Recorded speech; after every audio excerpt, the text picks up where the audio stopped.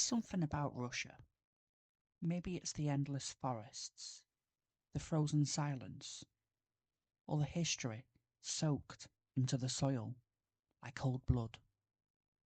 But if you listen closely, really listen, it feels like something's always moving out there in the dark, something watching. Welcome to the Zillennial Spooks. I'm Sean, and this is our first step into the cold, haunted heart of Russia's supernatural landscape. Now, before we dive into modern cases, unexplained deaths, encounters with the third kind, and ghosts, we need to go back, way back, because Russia's paranormal stories didn't start with Soviet secrecy. They started with the land, with the myths. Today we'll be looking at the foundation of the Russian supernatural, the folklore, the creatures and spirits that lived in the woods, the rivers, the cracks between our world, and the other side. We'll meet the Rusalka, the drowned maiden who drags the living beneath the surface, the Domovoy, a playful household elf-like spirit, and the Upyr, Russian Nosferatu.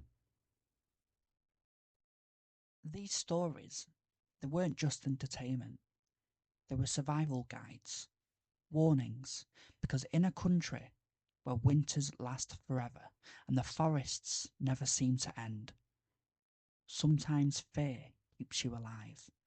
And what's wild is, those stories, they're only just the beginning. Stick with me, because once we've walked through the myths, we're going to start peeling back the layers of more recent mysteries. We'll also be delving into the later cases of the Dyatlov Pass Incident and a visit from aliens. People may see these things today, still hear things today, but first, let's open the door to the old stories. You might want a candle for this one. This is a Zillennial Spooks Spooknik edition. And let me just add, please forgive me for any terrible pronunciations. My understanding of the Russian language is limited, and every day is a learning curve. So just keep that in mind. So let's begin with the water. In Russian folklore, lakes and rivers aren't just pretty scenery. They're thresholds, places where the world of the living thins out and something else starts to seep through. And in that in-between lives the Rusalka. Now, if you grew up with Disney's version of a mermaid, you might want to forget all that right now. A Rusalka is not here to sing songs or find true love. She's not really a mermaid at all. She's the spirit of a young woman, usually someone who died violently or before her time, a drowning, a betrayal, a life cut short, and instead of moving on, her soul lingers. She haunts the water where she died, pale, soaked, with long dripping hair and eyes, still like water. Sometimes she's silent, and sometimes she sings. But here's the thing, if you hear her, if you see her standing by the shore or brushing her hair in the moonlight, you're already in trouble, because the Rusalka doesn't just haunt, she lures. She might call your name, she might even ask you to dance, and if you follow, if you step into that cold, quiet water, that's it, you don't come back. Some legends say she drags you under out of vengeance, and others say she's just lonely. And it's not an old story. There are modern reports. People hiking near isolated lakes in the Russian countryside, hearing laughter at night, or finding wet footprints leading nowhere. Some swear they've seen a woman floating just beneath the surface, open eyes, watching. Of course, skeptics will say it's all in your head. Swamp gas, fatigue, suggestion. But across centuries and villages, the story hasn't gone away. And in a country where half the year is ice, there's something extra unsettling about the idea of something alive waiting for you in the water. To really understand the Rusalka, you've got to understand where she comes from and why she stuck around for so long. In Slavic pagan traditions, water was sacred. It gave life, yes, but it could also take it away. Rivers, lakes, even wells, they were portals, mysterious and moody. You didn't mess with them, and when someone, especially a woman, died near the water, people didn't just mourn. They watched. They worried. Because in ancient Russia, death wasn't always the end of your story. It mattered how you died. If you drowned, especially if you were unmarried, pregnant, or considered unclean by cultural standards, it was believed your soul might not find peace. It would hover, it would transform, and so the Rusalka was born, somewhere between a ghost and nature spirit. Not demonic, but not benevolent either. She's a kind of elemental tragedy. Beautiful, but wronged. Wronged. By the 19th century, the Rusalka had become a staple in Russian folklore, especially in rural villages. There were even seasoned rituals called Rusalka Week, usually in early summer. That's when people believed that the Rusalka were most active. You weren't supposed to swim. Girls braided weaves and floated them down the rivers as offerings, and fields were blessed to keep the spirits away. It was a half caution, half respect, kind of like leaving flowers at a grave, just in case someone's still listening. And then, interestingly, the Rusalka started appearing in Russian art and literature. In the 1800s, she showed up in operas, poetry, even ballet, romanticised, yes, but still dangerous. Always dangerous. And yet, no matter how much Russia modernised, through the Tsars, the Revolution, Stalin, all of it, people kept seeing her. Even today, if you visit certain lakes in places like Karelia or the Urals, locals might casually mention stories. A fisherman who vanished, a young couple who drowned mysteriously, a song heard over still water at night, and always, always, a woman with wet hair. You have to wonder, why her? Why has his spirit stayed in the collective memory for so long? Maybe because she represents something timeless. Sorrow, vengeance, beauty, danger. And how all of it can exist just below the surface.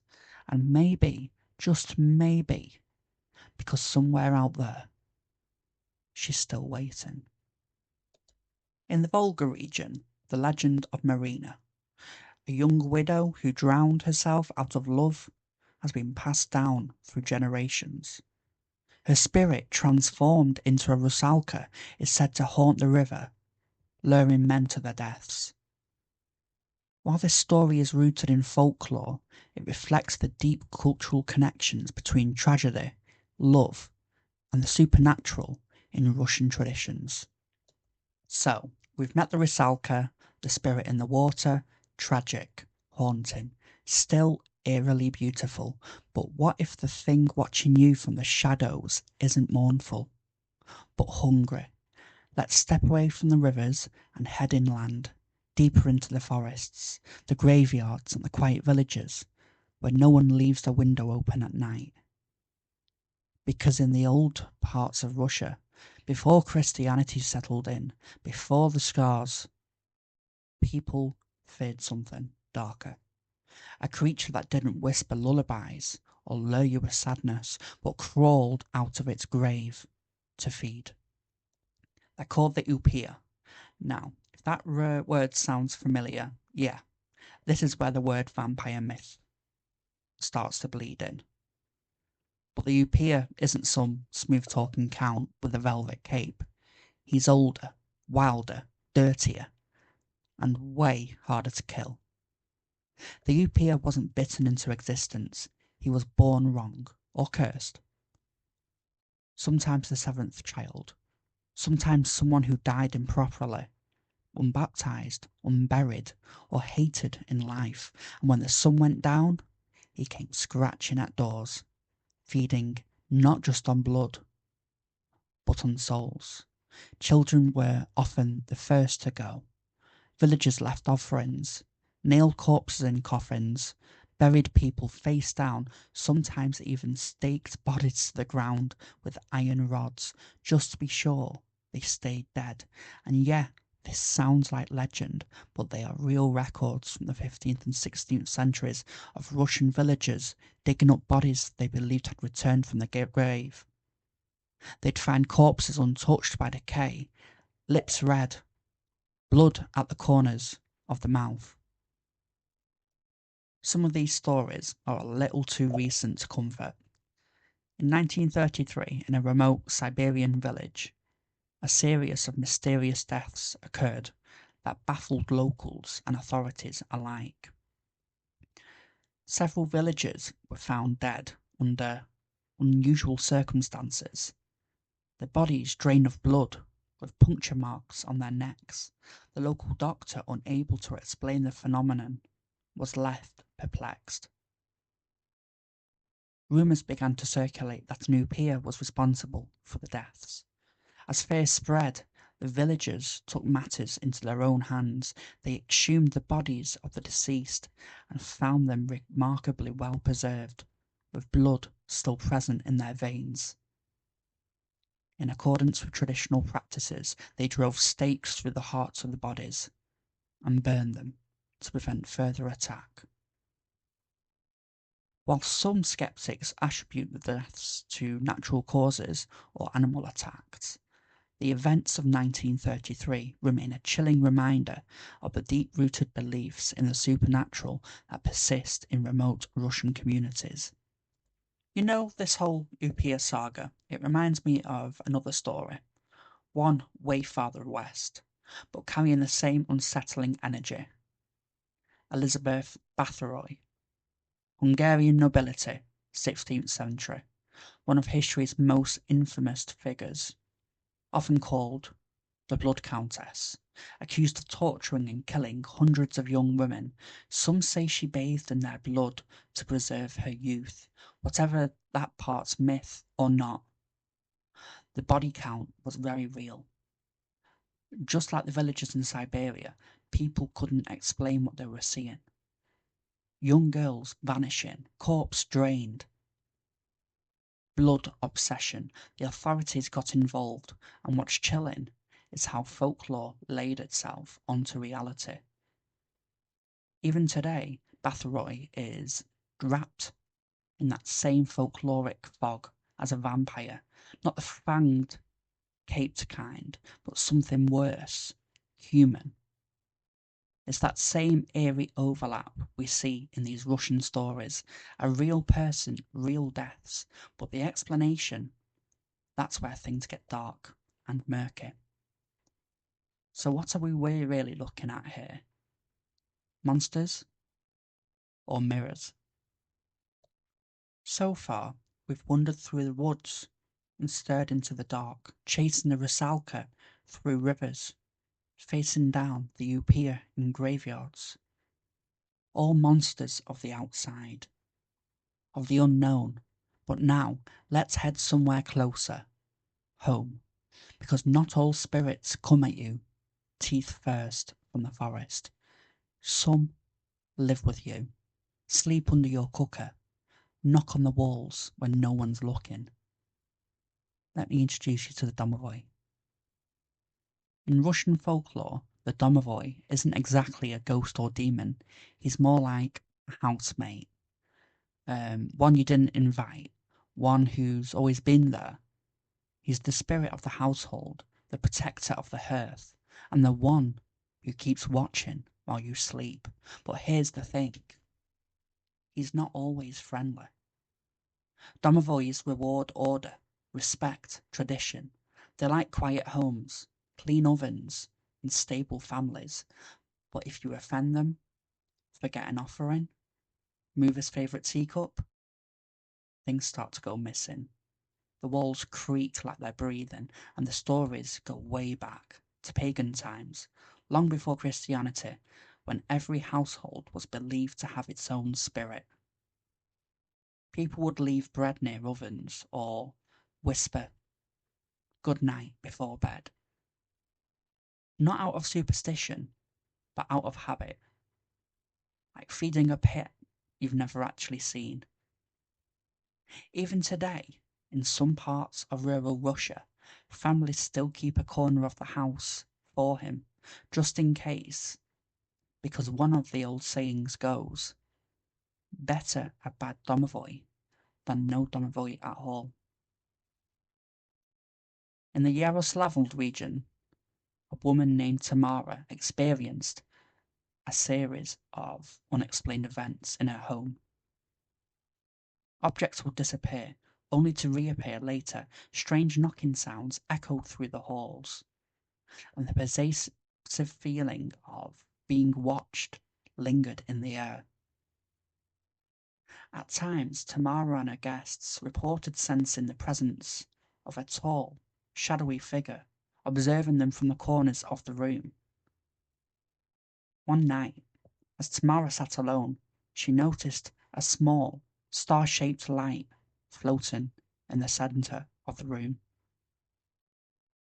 The light hovered for a moment before moving towards the front door, where it stopped. Suddenly, a screen appeared, resembling a miniature television displaying symbols and geometric shapes. Faces began to materialize on the screen, including that of a man with a peach-colored skin and delicate features. This phenomenon, while unusual, may be linked to the Domovoy's protective nature. In Slavic folklore, the Domovoy is known to warn families of an impending danger, such as fires or illness. The appearance of the light and the subsequent visions could be interpreted as a warning or as a sign from the household spirit, while some may view these events as mere coincidence or the result of an overactive imagination. They resonated deeply within the context of Russian folklore, where the Domovoy is the guardian spirit, even watchful and protective of the home and its inhabitants. So we've talked about that Domovoy, the quirky, sometimes cranky house spirit, watching over your home like a supernatural landlord with emotional issues. But what happens when you step outside the house, deep into the wilderness, far from any protective spirit's domain? That brings us to one of the most chilling, unsolved mysteries in Russian history, the Dyatlov Pass Incident. In 1959, 9 experienced hikers set off into the Ural Mountains and never came back alive. What rescuers found weeks later wasn't just tragic, it was downright bizarre. Torn tents, missing eyes, crushed ribs, and radiation. Yeah, radiation. Was it nature, military tests, or something stranger? Maybe the mountains have spirits of their own, and they're not as fond of uninvited guests. Let's dive into the eerie world of the Dyatlov Pass. In late 1959, 9 experienced hikers from the Ural Polytechnic Institute of Sverdlovsk, now Yekaterinburg, set out on a ski trek through the Ural Mountains. Their goal was to reach Otorten, a peak in a remote part of the northern Urals. All were skilled and well-equipped for harsh conditions, and the group was led by Igor Dyatlov, a 23-year-old engineering student. Alright, let's back up a bit and talk about who these people were and what they were doing way out in the freezing mountains of Soviet Russia in the first place. So this all went down in 1959. The Cold War's in full swing, Elvis is still alive and kicking, and in the USSR, outdoor sports and survival skills were a big deal, especially if you were a college student trying to prove your toughness. This particular group, there were 9 young hikers, mostly in their early 20s and from a local university. Smart, athletic, and super experienced, the kind of people who voluntarily ski uphill in snowstorms for fun. The trip they were on wasn't some weekend stroll, it was a Category 3 ski trek, which was the highest difficulty rating at the time. Basically, you better know what you're doing. Leading the group was Igor Dyatlov, a well-respected engineering student who'd organised and led hikes before. These fellas had maps, gears, skis, the works. They even had a camera and a group journal, so we know a surprising amount about their mood and activities up until things went sideways.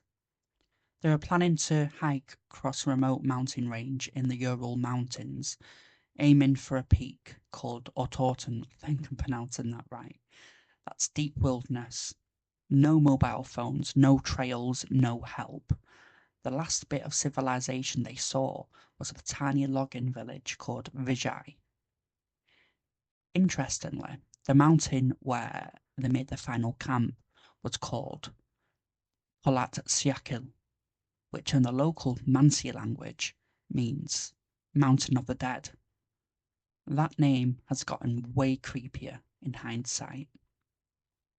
It was the dead of winter, temperatures were dropping to minus 30 degrees Celsius, and a snowstorm had rolled in.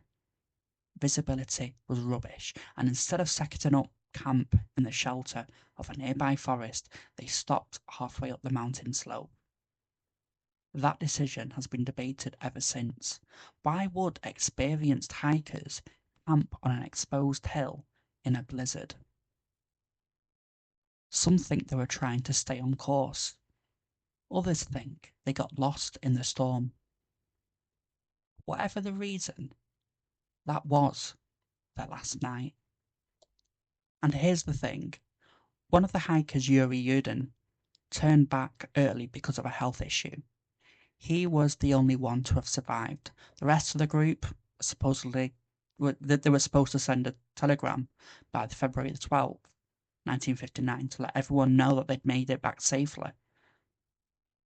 That message never came. A few days later, the family started getting worried, and soon a massive search was underway. Students, teachers, the military, even helicopters. What they found? Well, that's when things got weird.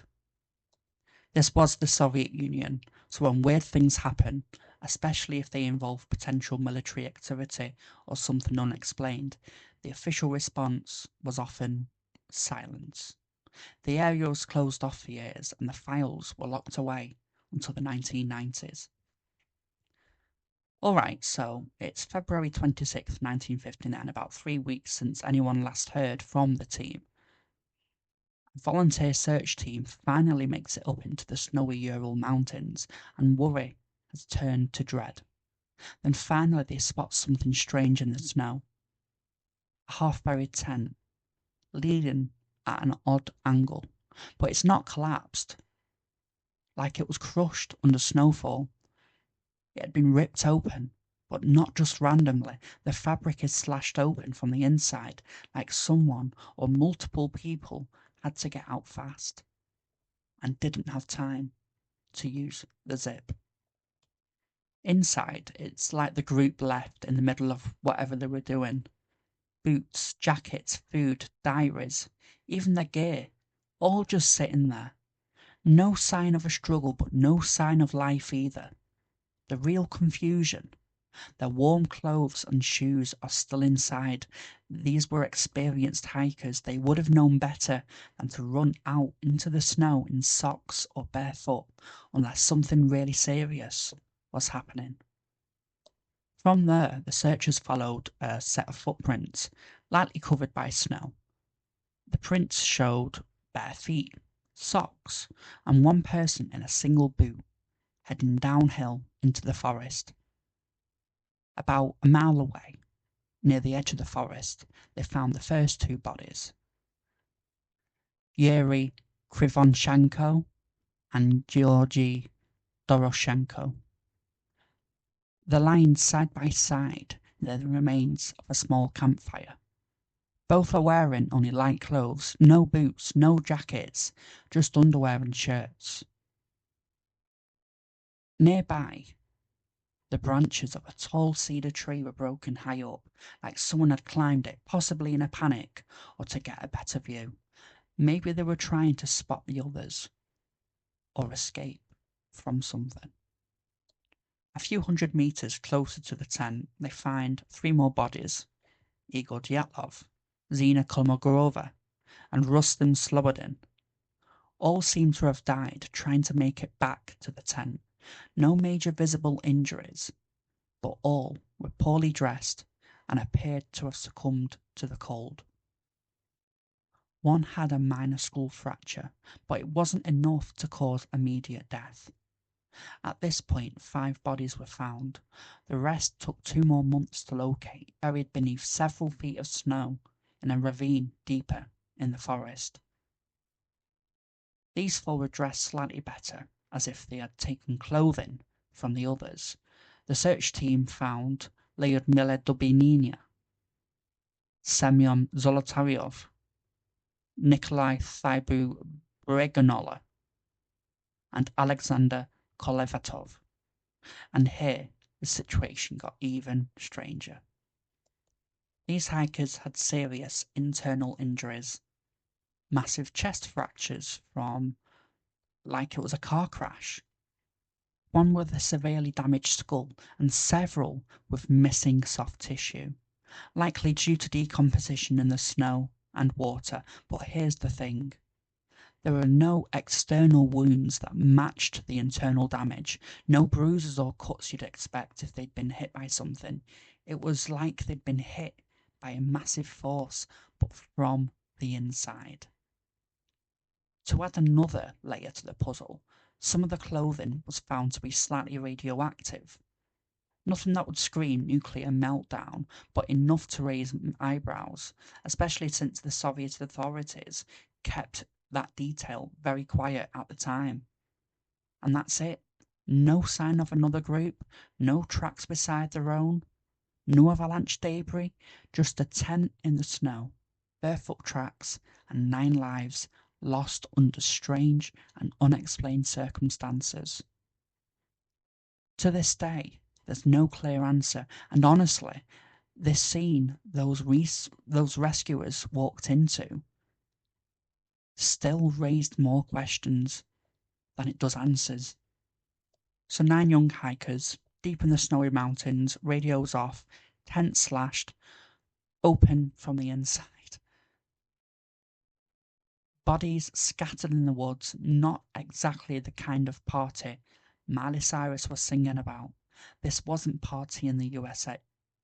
This wasn't even party in the USSR, and trust me, nobody was going to put their hands up or play their song.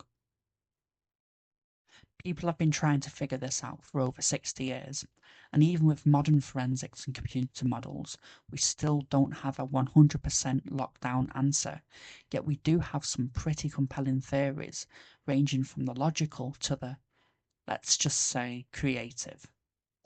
First of all, the possible natural causes. Avalanche. This is the most accepted theory today.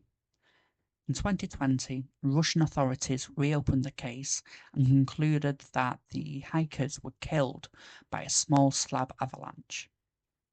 The idea is they cut into the slope to set up the tent, which may have triggered a delay snow slab to break loose during the night. Hearing rumbling or sensing danger, the group panicked, cut their way out, and ran down slope. Some got lost or froze. Others fell into a ravine and were injured by the fall.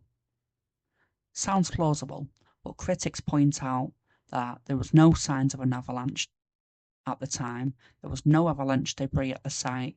The tent was still partially standing, and experienced hikers probably wouldn't camp somewhere avalanche prone to begin with. The second natural theory is katabatic wind. These are sudden, violent wind gusts that can rush down a mountain slope like nature's freight train. They're rare, but absolute brutal. One version suggests these winds knocked the tent loose or made it feel like the mountain was about to collapse, and that obviously would have triggered a panic. People fled, got lost, and froze to death as a result.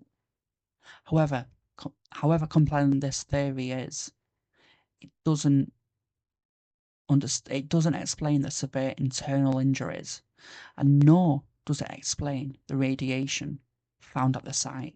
Let's have a look at the potential man-made causes. I love looking at these man-made ones. It's looking at the historical context of the Soviet Union. It's fantastic to get your conspiracy cap on and think, oh, it could be this, it could be that, it could be another thing. It's fantastic. So let's look at the potential man-made causes. Soviet military tests. This one gets a lot of traction.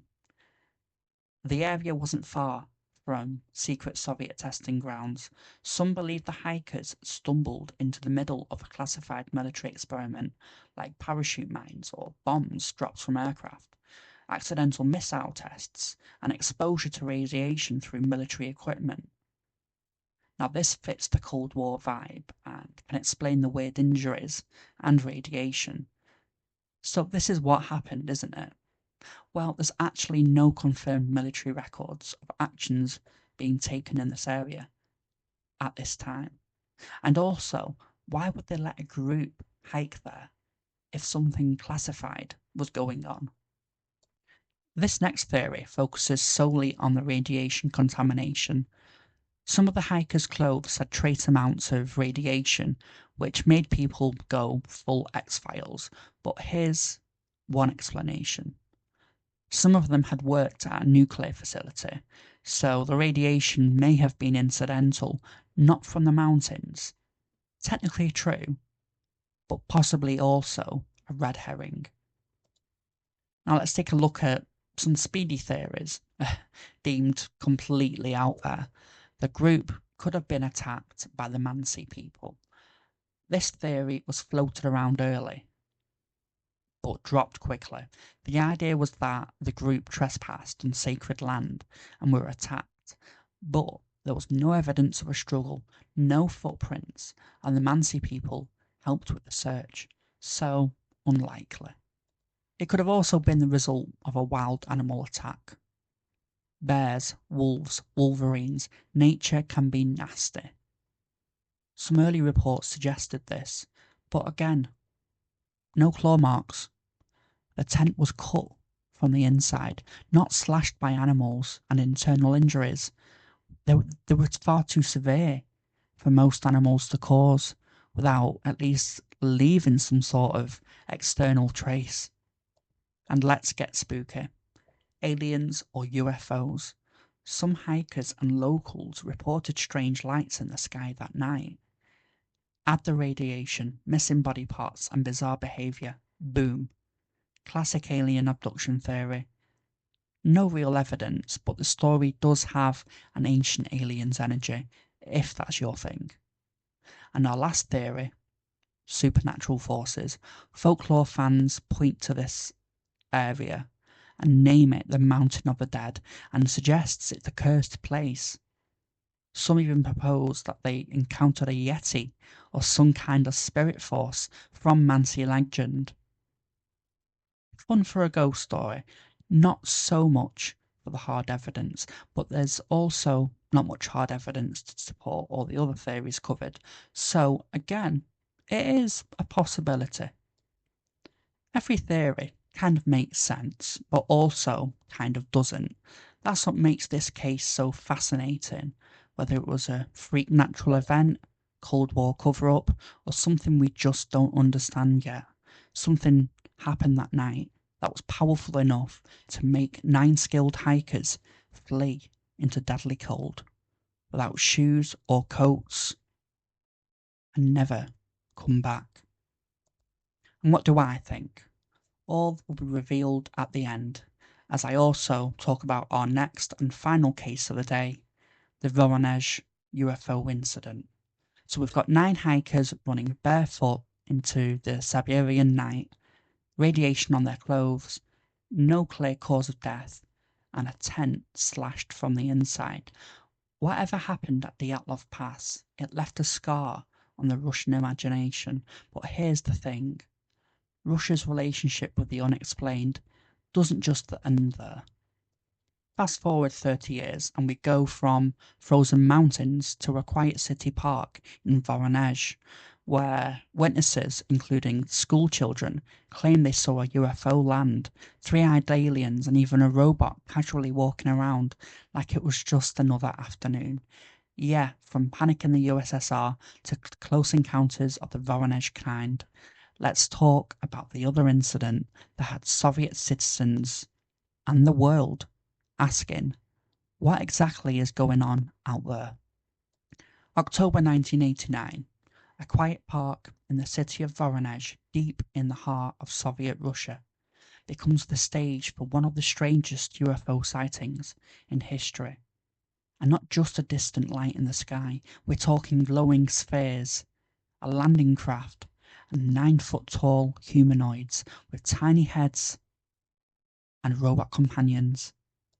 Sounds like a sci-fi movie, right? Except this wasn't fiction, at least not according to dozens of eyewitnesses. Children, adults, even Soviet scientists would soon be involved in a bizarre case that gripped headlines around the world, a story that mixes Cold War mystery, alien encounters, and a public that didn't quite know what to believe. Was it mass hallucination? A hoax? Or a genuine, close encounter? Let's find out. To understand why the Voronezh UFO incident caused such a stir, we need to set the scene, both in the city where it happened and in the country that was, quite literally, falling apart scenes. Voronezh is a mid-sized city around 300 miles south of Moscow. Not exactly famous, but not obscure either. It's an industrial hub built alongside the banks of the Voronezh River, with deep roots in Russian history and a reputation for science, engineering, and aviation. In short, not the kind of place where you'd expect to become the epicenter of an alien landing. But this wasn't just any time in Russia. This was 1989, the final stretch of the Soviet Union. The Soviet Union was crumbling from the inside out. Mikhail Gorbachev's policies of glasnost and perestroika, that's openness and restructuring, were meant to modernize the country. Instead, they exposed decades of political repression, economic stagnation, and public distrust. Information was finally starting to flow more freely. People weren't always sure what to do with it. For the first time in decades, Soviet citizens could talk about things that had long been taboo, like government failures or UFOs. So when schoolchildren and local adults in Voronezh reported a close encounter with a giant 3-eyed alien, and when Soviet scientists didn't dismiss it outright, the whole country took notice. This wasn't just a strange story, it was a strange story happening at a very strange time. So what exactly happened in Voronezh? It was a late afternoon on September 27th, 1989, in a public park just outside a residential area. A group of kids, they were playing football. Pretty normal stuff. Until they all stopped and looked up. According to their accounts, a large red or pinkish sphere appeared in the sky. It hovered silently for a few minutes before descending slowly and landing right there in the park. This is where things get weird. The sphere opened, and out came these 3 figures. At least one of them was said to be over 9 foot tall, with long limbs, small heads, and 3 eyes. Yes, 3.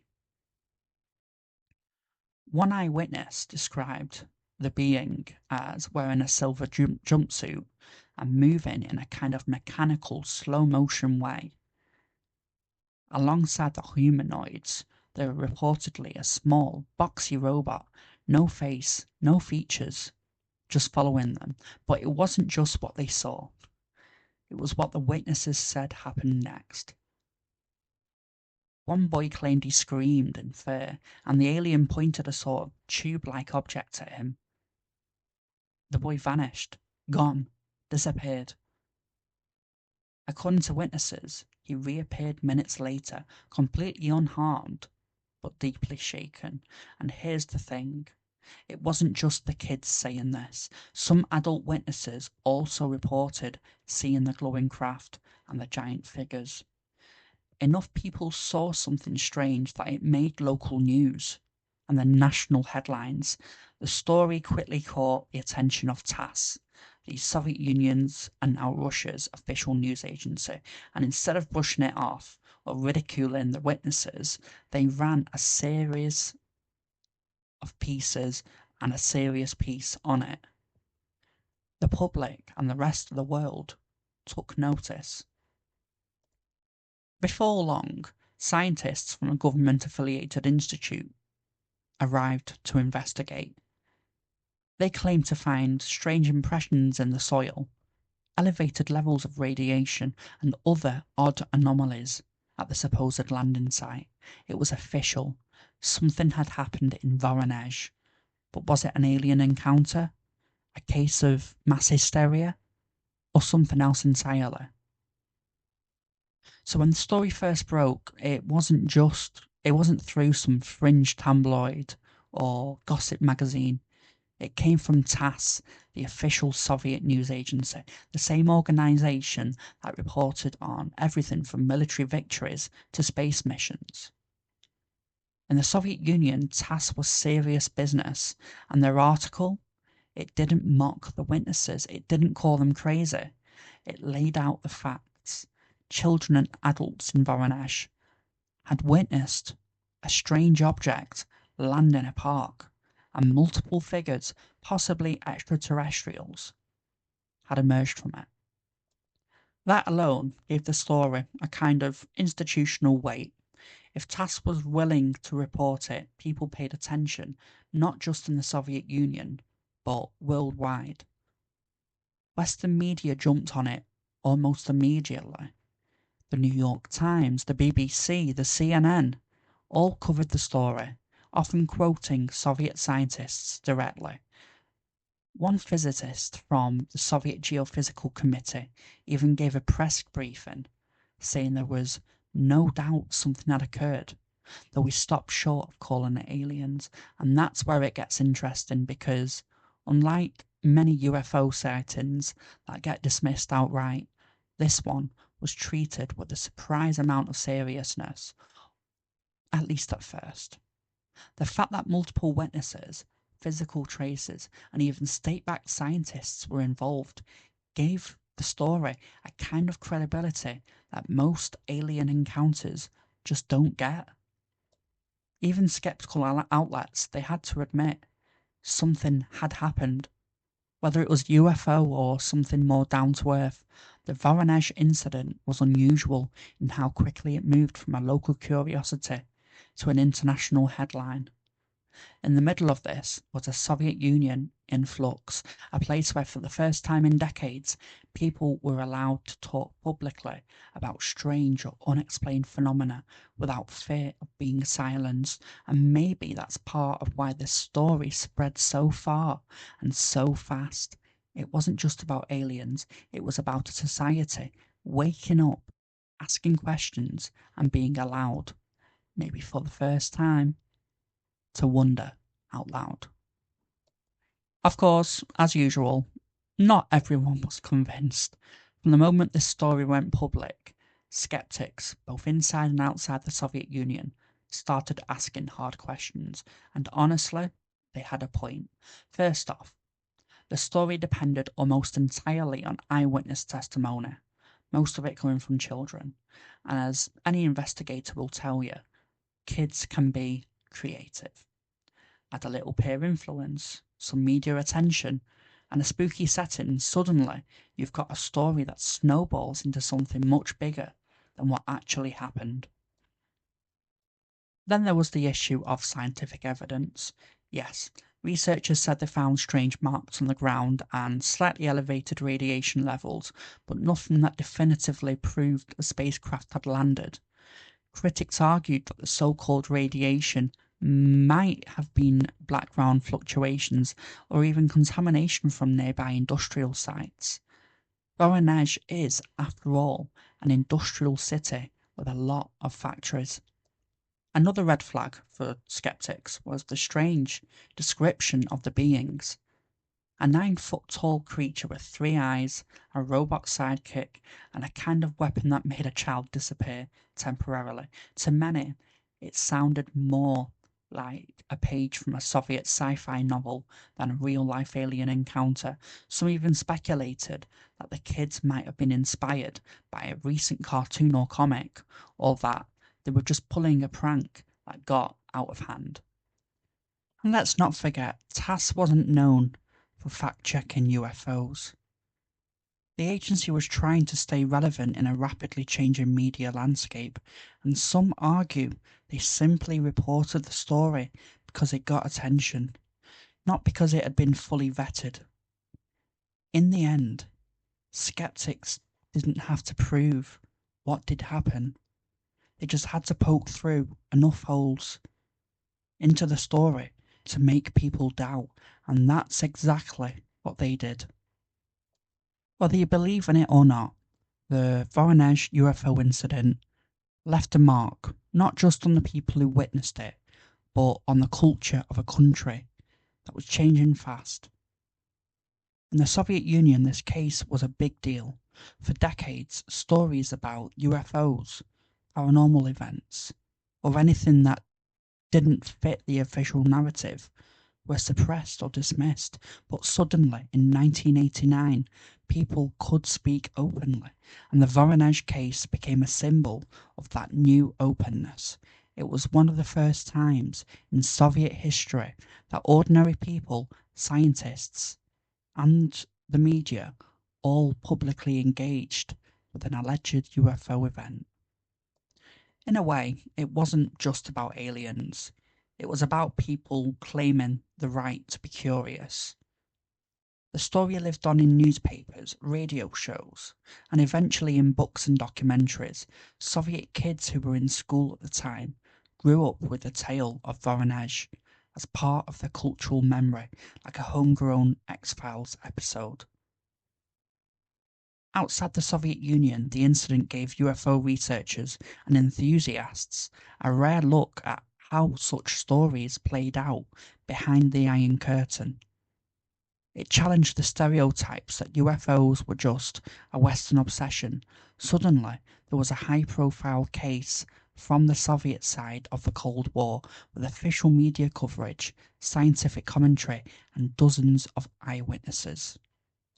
Even today, the Voronezh incident is still brought up in UFO circles, listed alongside more famous encounters like Roswell or the Rendlesham Forest case. And whilst it never got the same level of Hollywood treatment, it's still one of the most bizarre and detailed sightings ever reported, especially given the strange description of the beings and the level of attention received. Culturally, the case helped crack open the door for paranormal discussion in post-Soviet media.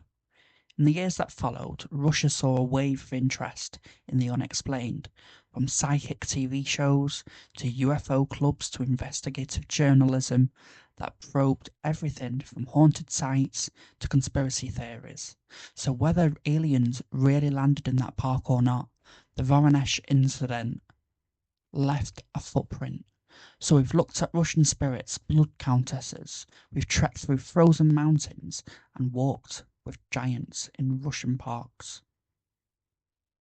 Two of the most talked about mysteries to come from the former Soviet Union, The Dyatlov Pass Incident and Voronezh UFO Encounter, both stories are packed with strange detail, government involvement, and just enough facts to keep you wondering. Both have inspired decades of speculation, from the scientific to the supernatural, and both reveal something deeper about the time and place they came from. A nation caught between secrecy and revelation, science and myth, fear and fascination. But now it's time to ask the big question. What do I really think? Let's start with the Dyatlov Pass Incident. 9 experienced hikers found dead under bizarre and terrifying conditions in the Ural Mountains back in 1959. Missing eyes, crushed ribs, a tent slashed from the inside, no survivors, well, apart from one, and no clear answers.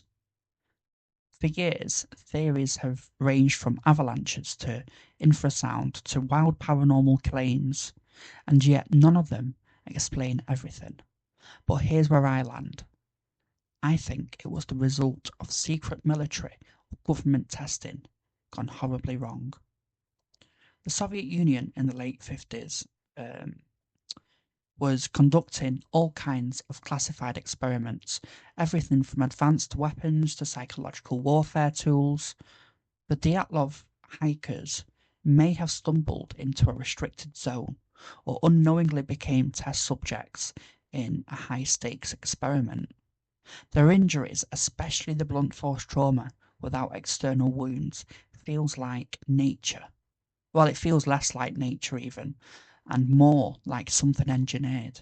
The secrecy that followed, the suspicious lack of records, the vague official reports, it all points to something that needed covering up, not just explaining why.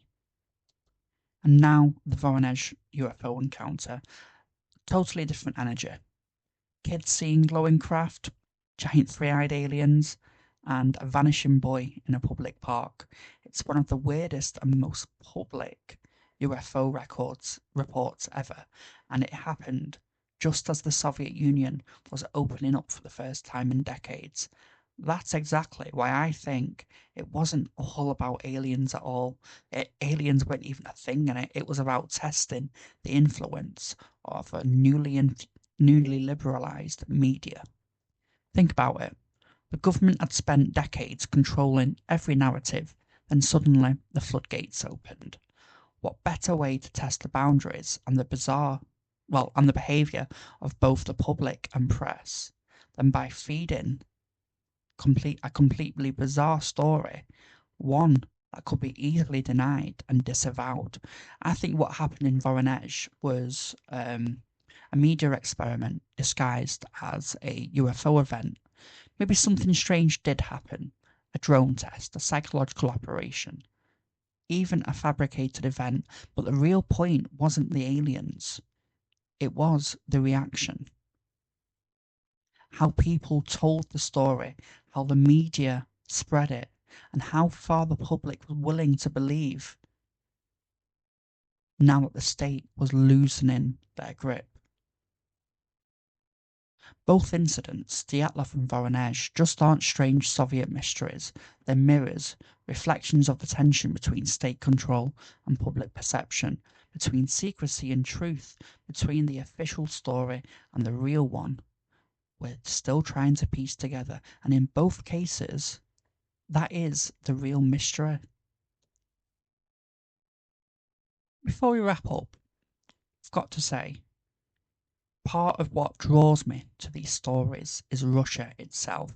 It's a place layered in history, secrecy, and folklore. The more you dig, the more strange and fascinating things you'll find, from Cold War experiments buried in the snow to tales of spirits in Soviet-era apartment blocks. So if you enjoyed this episode and you want to hear more spooky, mysterious, or just plain weird stories from Russia, let me know. Seriously, I'd love to keep going down this rabbit hole. You can reach out, share your thoughts, or even suggest your own favourite Russian mysteries. Who knows? Maybe your story will end up in a future episode. Thanks for listening. Until next time, stay curious, and stay just a little more spooked.